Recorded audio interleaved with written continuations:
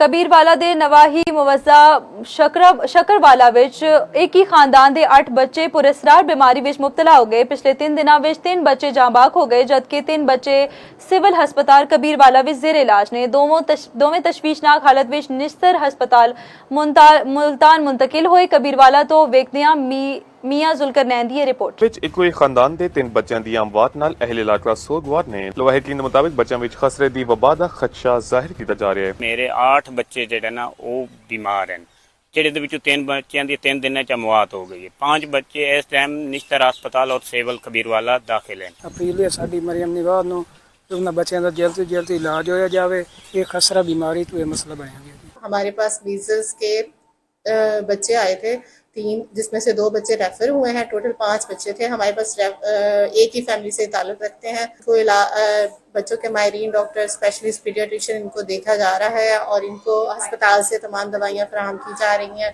Doctor ਦੇ ਮੁਤਾਬਿਕ ਇੱਕ ਬੱਚੇ ਵਿੱਚ ਖਸਰੇ ਦੀਆਂ ਅਲਾਮਾਤ ਜ਼ਾਹਿਰ ਹੋਈਆਂ ਨੇ, ਬਾਕੀ ਬੱਚਿਆਂ ਵਿੱਚ ਖਸਰੇ ਦੀ ਬਿਮਾਰੀ ਦੀ ਤਸਦੀਕ ਨਹੀਂ ਹੋਈ। ਬਾਕੀ 2 ਬੱਚਿਆਂ ਨੂੰ ਨਮੂਨੀਆ ਦੀ ਸ਼ਿਕਾਇਤ ਹੈ। ਤਹਿਸੀਲ ਹੈੱਡਕੁਆਰਟਰ ਹਸਪਤਾਲ ਵਿੱਚ ਦਾਖਲ ਬੱਚਿਆਂ ਦਾ ਇਲਾਜ ਬਿਹਤਰ ਅੰਦਾਜ਼ ਵਿੱਚ ਕੀਤਾ ਜਾ ਰਿਹਾ ਹੈ, ਜਦਕਿ ਅਦਵਿਆਤ ਤੇ ਟੈਸਟ ਵੀ ਬਿਲਕੁਲ ਮੁਫਤ ਕੀਤੇ ਜਾ ਰਹੇ ਨੇ। ਅਮਵਾਤ ਦਾ ਸ਼ੁਬਾ ਜ਼ਾਹਿਰ ਕੀਤਾ ਜਾ ਰਿਹਾ ਹੈ ਕਿ ਉਹਨਾਂ ਬੱਚਿਆਂ ਦੀ ਅਮਵਾਤ ਜਿਹੜੀ ਹੈ ਉਹ ਖਸਰੇ ਦੀ ਬਿਮਾਰੀ ਦੀ ਵਜ੍ਹਾ ਤੋਂ ਹੋਈ ਹੈ। ਅਗਰ ਇਹ ਬੱਚਿਆਂ ਦੀ ਬਿਮਾਰੀ ਖਸਰੇ ਨਾਲ ਹੋਈ ਹੈ ਤੇ बर वक्त वैक्सीन क्यों नहीं की गई? ये एक सवालिया निशान है महकमा सेहत के उत्ते।